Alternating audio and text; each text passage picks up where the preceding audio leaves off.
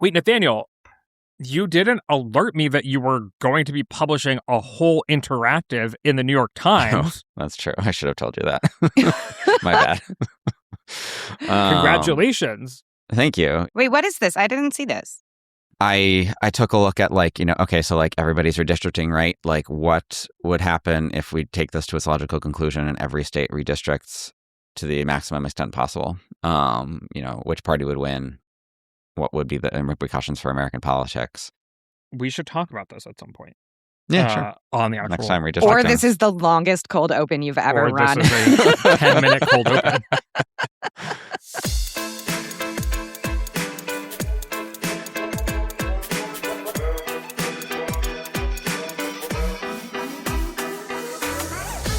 Hello and welcome to the GD Politics Podcast. I'm Galen Druk.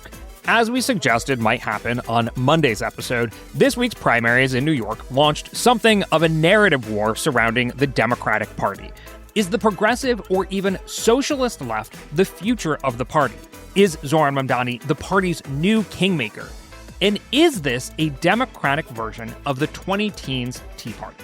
We're going to dig into all those questions and more, but we're going to linger on that last question. Call it a debate. First, we'll try to define what the Tea Party really was, and then look for clues as to whether it is happening again, this time on the left. We're also going to pepper in a few listener questions. We got some good ones like, are socialists a big enough group to categorize in polls? And does the popularity of an endorser like Mamdani or Donald Trump matter in terms of how much the endorsement is worth? Here with me to do it all is head of research at 50+1, Mary Radcliffe. Welcome to the podcast, Mary. Thanks, Galen. Good to be here. Good to have you. Also here with us is managing editor of Votebeat, Nathaniel Rakich. Welcome, Nathaniel. Hi, Galen. How's it going? It's going well. It's been a second since we've had this crew together on the podcast. How's everyone's summer going? So far, so good. Kids off at camp?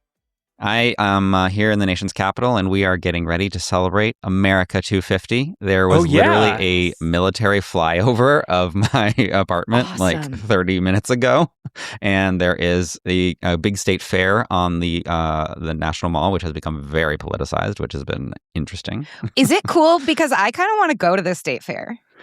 I haven't been yet. I think it actually opens today. I am curious about it because, I love state fairs. State fairs are great. It's yes. You got all the fried food and you have even more food and presentations and things like that. And I think the concept is really cool. Yeah. There's a Ferris wheel on the mall right now. But yeah, for listeners who don't know, it's become very politicized. This is an initiative by Freedom 250, which is distinct from America 250. Freedom 250 is the kind of Trump-driven political one. And so a lot of blue states have withdrawn from the state fair, which makes the concept is that it would be 50 state fairs all in one. So that makes it a little less cool. But I think it could still be fun. I don't know. I'm going to go check it out. Okay, you have to keep me posted. Maybe I'll drive out. Have you been to the infamous reflecting pool? Reflecting pool? I have not, no. Keeping out of politics, staying nonpartisan. Staying dry. Staying dry. Okay, before we dive into the reflecting pool? Don't do that, I hear. I hear that's bad. You charged with terrorism or something. Yeah. And get really nasty algae. Before we dive into either the reflecting pool or the debate about whether the Democratic Party is having its Tea Party moment, I do want to mention that we were all on SCOTUS blog this morning, Thursday morning at 10 a.m., waiting for the Supreme Court to release its opinions because had a particular case been decided today, which is Watson versus the RNC, Nathaniel would only have been able to join us for 10 minutes before he had to get back to his day job. So this gives us the opportunity to just mention quickly at the top, there are still some blockbuster cases that we are waiting for decisions on from the Supreme Court. Nathaniel, for your purposes, Watson v. the RNC is the most salient. What are we waiting for there? Yeah, it's Supreme Court season again. So Watson v. RNC is the case that's dealing with whether states can accept mail ballots that arrive after Election Day, even if they are postmarked in time.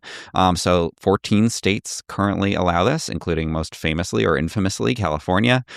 So there is currently a challenge to those laws pending before the Supreme Court. They might decide that, for the November election, every state has to, you can't count ballots after Election Day or mail ballots that arrive after Election Day. So that is obviously going to be a big shakeup in those 14 states if that goes through. Do you have a sense of how that might be decided? I don't know. It was kind of hard to tell in the oral arguments. Often you can get kind of like a sense, as people know, from the questions that the justices ask. But I thought that it was pretty kind of even-handed. People kept things close to the vest. If you read the kind of like tea leaves, you can basically close court watchers know that justices only they try to distribute things evenly between like the sittings of like when the case was argued and things like that. And the most likely justice, it seems, to write this decision is Amy Coney Barrett, which is interesting. That's interesting. And because she is obviously, a member of the conservative majority, but has kind of like shown an independent / maybe moderate streak in certain points. And so I could very much see this decision going either way. All right. And what other cases are we on the lookout for in the final days of the term? When does this all have to wrap up by? Before July 1? Is that? I don't think there's actually a legal deadline, but the justices really don't want to have to cancel their 4th of July plans. They got fishing and hunting trips to go on. They got to get out of the city. So historically, they've kind of treated the 4th of July as a soft deadline. But there are 8 cases left and probably 2 more decision days next week. So, I think that wraps up in time for the 4th. But yeah, there are a lot of big decisions, things that don't affect my day job as much. But I think probably the most prominent one is birthright citizenship, Trump's efforts to get rid of that, even though the Constitution seems to kind of clearly put that out. I think most people are expecting a pretty decisive rebuke of the president there, either 7-2 or 9-0. So that'll be interesting. And then there are a couple of cases about kind of independent agencies, right? How independent are things like the Fed, and therefore how much control can Trump exercise over them as the head of the executive branch? That could have big repercussions as well. So I will definitely be watching those next week. Maybe we'll talk about them. Yeah, maybe. It would be fun to get back together next week before the 4th. We'll see if we can make it happen. Okay, let's talk about the primaries in New York, the races that launched 1,000 takes. And yes, that is an Iliad reference. Get ready for the Odyssey, the movie, to come out. Big deal for any classic studies majors out there. Okay, so the 3 candidates that Mamdani endorsed won their contests, 2 against incumbents and the other against the candidate endorsed by the incumbent. The winners were Claire Valdez and Daria Lisa Avila Chevalier, who are socialists, and Brad Lander, who was a longtime socialist but left the Democratic Socialists of America after their response to the October 7th Hamas attacks on Israel. So here's a smattering of the headlines that emerged from Tuesday's contest. We have Reuters, Mamdani's sweep in New York, a political earthquake amongst Democrats. Washington Post, Mamdani emerges as kingmaker. Also Washington Post, socialist election wins spawn wider identity questions for Democrats. Vox, the Democratic Tea Party is here. Here's where it might go next. The Bulwark, the Democratic Tea Party isn't here yet. The New York Post, how just 7% of voters, mostly young and white, led Mamdani's NYC socialist election surge. The Guardian, glorious time to be a New Yorker as Lander's win highlights Mamdani effect. And Democracy Now! Finally, seismic shift. DSA and Mamdani-backed pro-Palestine Democrats sweep New York primaries. Would you endorse any or all of those headlines? I endorse all of those headlines. Oh, okay, fair enough. I mean, I think, broadly speaking, this point about, Mamdani pushing these candidates over the finish line, I think, is probably fairly true. Right? I think the fact that there were a bunch of candidates that were sort of seen as together in a way and with Mamdani probably helped a lot, right? If these were isolated races, even if there was an endorsement from a prominent politician like Zohran Mamdani, I don't know that you would have seen all of these candidates win, especially Chevalier, or did she use Avila Chevalier? Chevalier. I think it's Avila Chevalier, yes. Although can I vote that we call her DAC? Oh my gosh, let's call her DAC. Okay, DAC. We got AOC, we got DAC. I feel like that's the inevitable next step. So, yeah. There you go. I don't know that she would have seen as much success, especially against a sitting incumbent, without this sort of broader, we are a unit sort of feeling to these races. Yeah, I think that Zoran Mamdani's endorsement record is now 100%, which is even better than Donald Trump's of 98%. So clearly, I think Mamdani wins over Trump. No, I mean, obviously, I think it is a small sample size, but I think that, Mamdani is enjoying, I don't know if you could say that he's still in his honeymoon period. It's been 6 months, but, he is off to a strong start. We'll see how he finishes. But yeah, he has political capital right now. He is using it. He succeeded in using it. I think that, somebody like Brad Lander was going to win anyway. Dan Goldman, the incumbent in that district, was always, not the favorite of progressives, and I believe won his first primary with a plurality.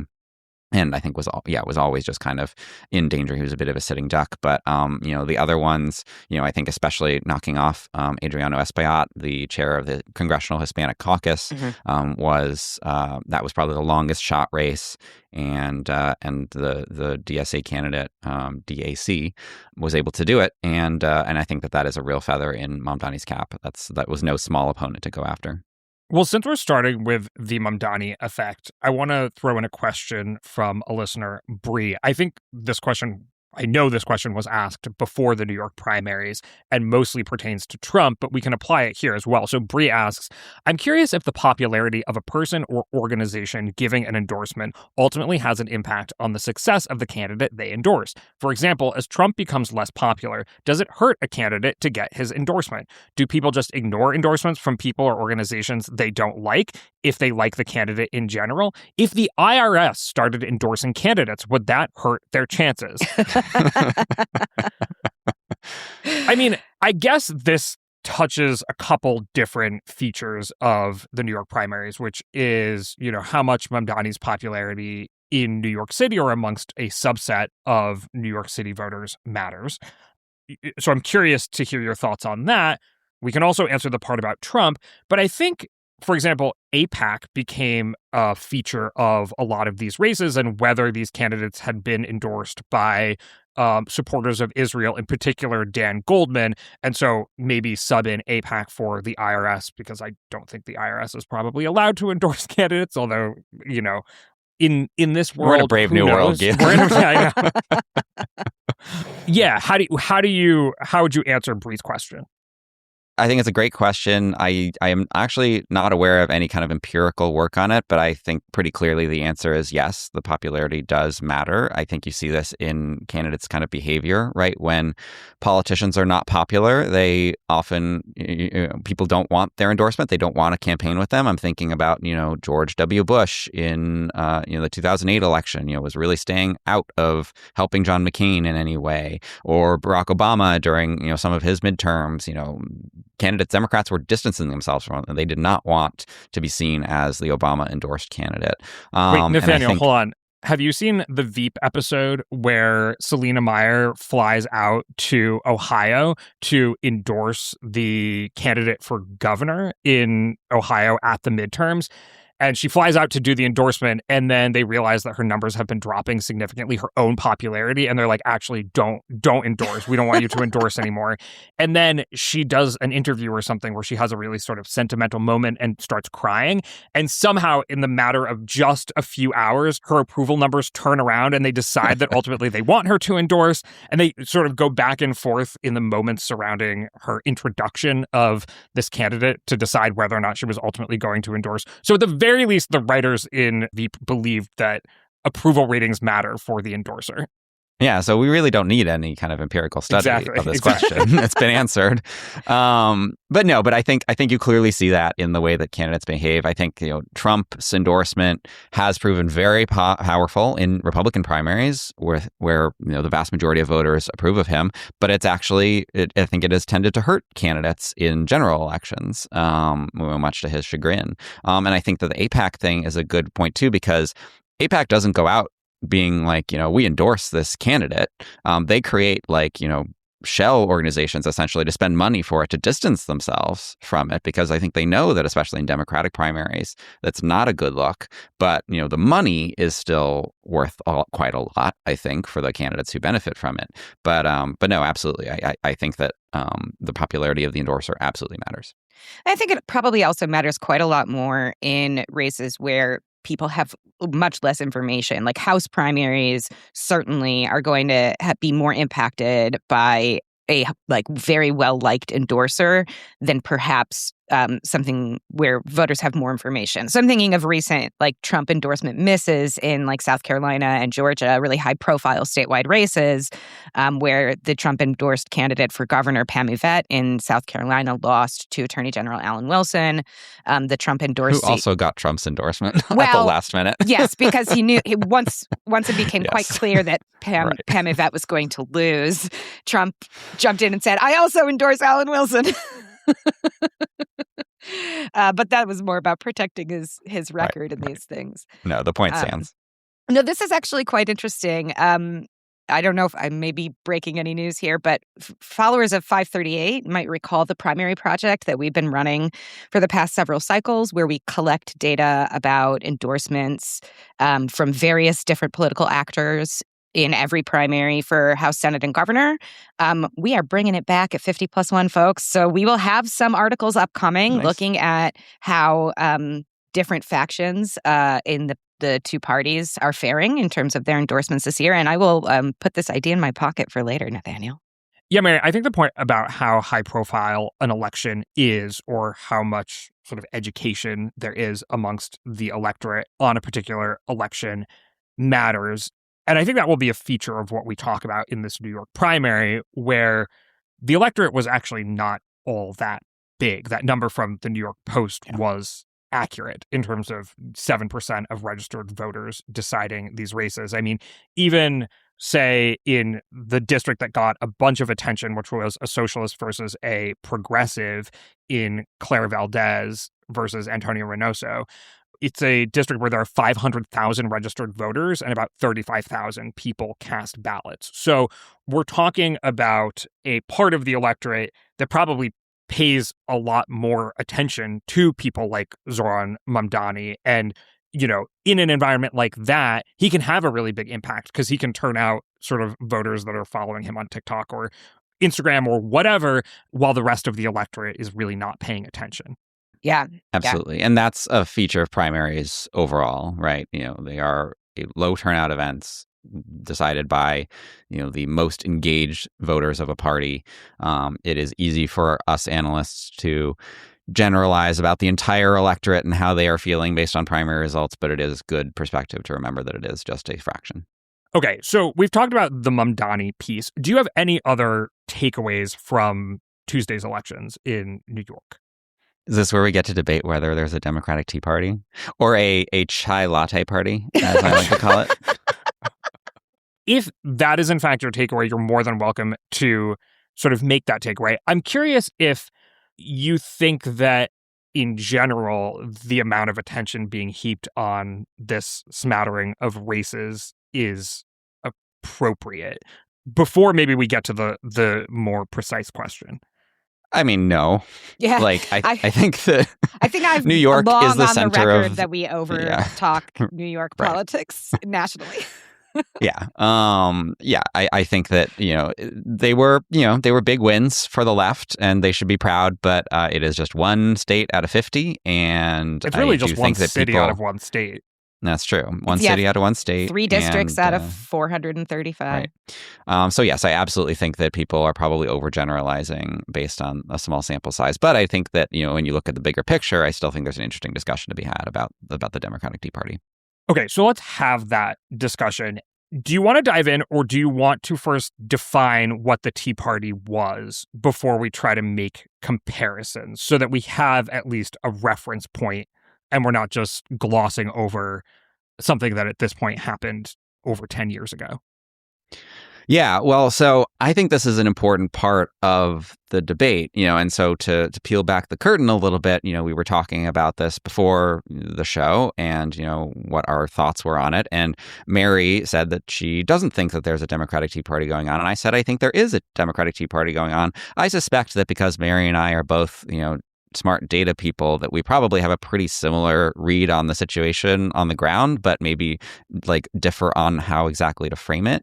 I would say, so the Tea Party movement, you know, for our younger listeners, was a conservative movement within the Republican Party around 2010 and 2012 that basically it was a movement against establishment politicians. It was among, like farther right Republicans who wanted, really kind of like, hard lines on government spending. And, there was a fair amount of racism too.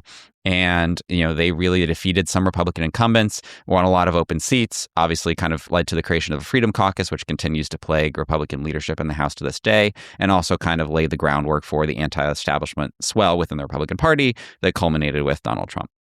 Oh, interesting. I see it slightly differently, but okay. See, there we go. Maybe that's exactly what we're going to fight about. Do you want to you give your definition? Mary, you go first. Okay. I mean, I think I largely agree with that characterization from Nathaniel. I think the one thing that I would add here is that I actually think you see the Tea Party.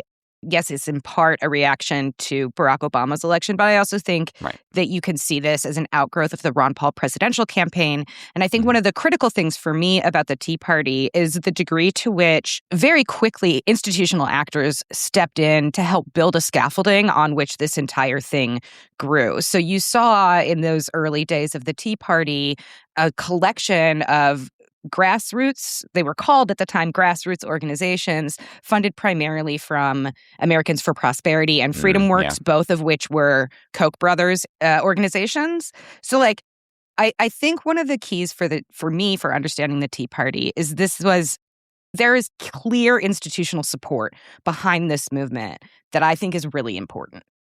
Yeah, but I also think that, the first gasps of the Tea Party were these protests at town halls against Obamacare in like the summer of 2009.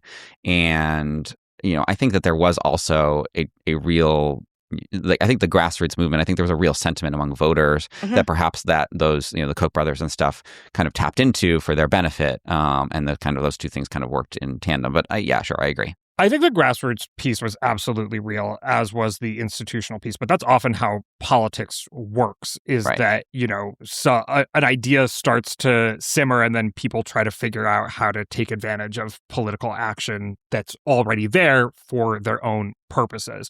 But I think before we get too much into a nitty-gritty debate over that, how I would define the Tea Party is largely a failed political movement.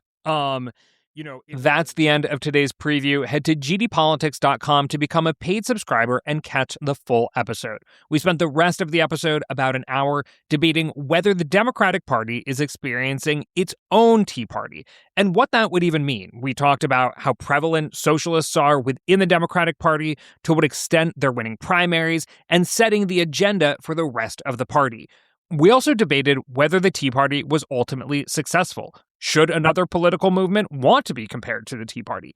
Like I said, head over to gdpolitics.com to catch the whole thing for $8 a month or $80 a year. You'll get twice the number of episodes and will help ensure we can keep making an independent podcast. Again, that's gdpolitics.com. Hope to see you there.